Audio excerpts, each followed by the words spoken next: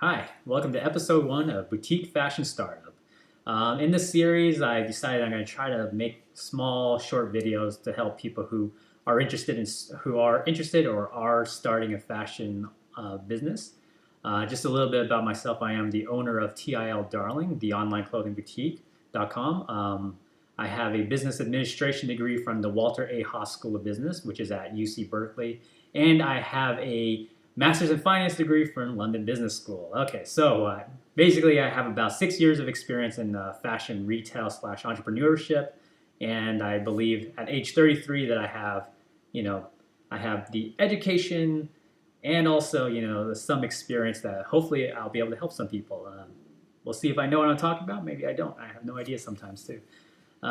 Okay, so I'm going to try to keep all these episodes to like 5 minutes because I tend to ramble a lot. So the first episode, and maybe some of you are probably just going to want to skip this episode because it's not very technical, and I'll get into more technical things later on. But the very first thing I would want you to ask yourself is, do you have a real love for fashion? Do you have a passion for fashion?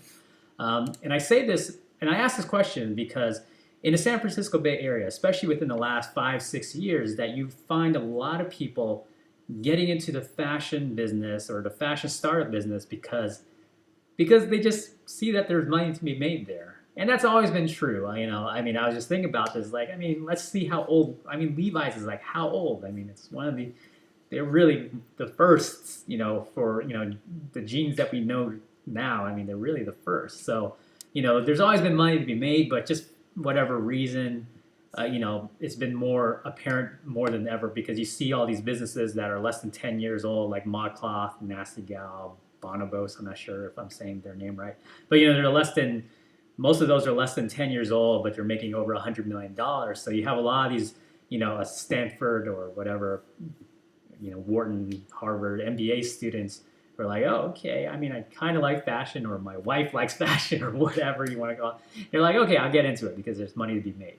Um, and it's not saying they won't be successful at it, but, for the most part, a lot of us will be doing fashion.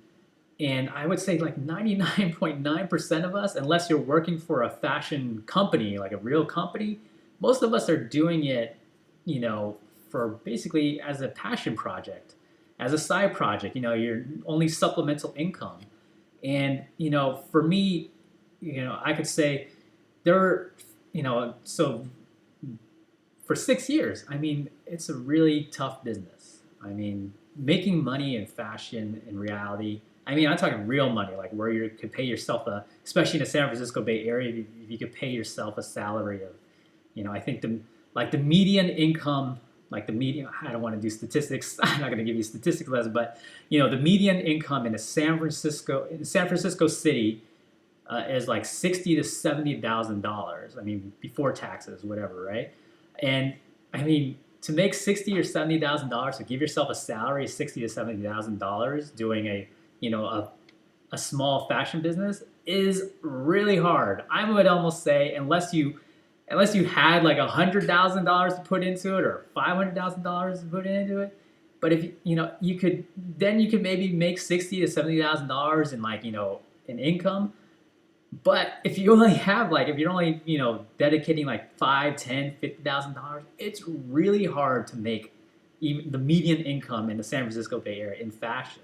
So for the most part, we're all doing it because we love it, and that's okay. I would say that's the same for me. The majority of my income comes from a job that I got from the skills I learned from starting up a fashion business. Because, okay, so not to get too deep into it, but when you're running your own business, especially e-commerce business, you learn a lot of things. And I learned, so one of the things I got really good at was, marketing, e-commerce marketing or social media marketing, whatever you want to call it, just marketing in general. And when I say I got pretty good, I do like to brag that I know how to build a Facebook page really well. And when I say build one, I mean get real fans, who love, like, for example, fashion, or the one I work for now is a food company, a restaurant company. And I get them real fans. Like, I would almost say I have the number, I helped build the #1 food page, food Facebook page in Thailand right now. Like I can say that pretty confidently, to tell you the truth. And that was because it was all these skills I learned from my own business. But getting back to the point is that, most of my income comes from that job, which was because I started my own fashion business. But it's not, I don't make a lot of money in fashion, to be honest.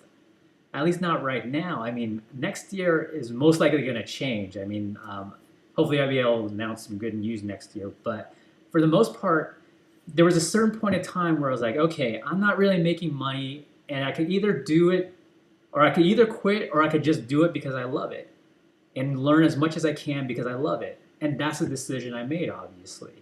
I, I mean, I would just say only 2 years ago, or maybe even just less than a year ago, I was like, okay, I asked myself, I had this inner dialogue where I was like saying, okay, I'm not really making a lot of money in it, but I'm going to do it because I love it, and I'm going to learn as much about it because I love it.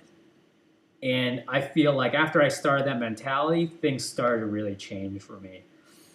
Anyway, so not to, obviously I could go on and on because I think it's, there's so many different cases you could hear all the time, but that would be lesson #1. If you're going to get into the fashion business, especially fashion entrepreneurship, make sure you love fashion. Make sure you have a passion for fashion, as they say. I'll try to get into more technical topics later on. And of course, people, you can email me at dhsu@tildarling.com if you have any real questions. I tend to ignore spam. I don't really care if you leave bad comments, to tell you the truth. At this age, I can care less. I gotta admit, I'm not gonna read them. I really don't care. But obviously, I'm gonna read the good comments, and I'm gonna be happy about them. I'll appreciate them. So if you have a question, either comment below or send me an email, and maybe I could help you out. Okay, bye for now.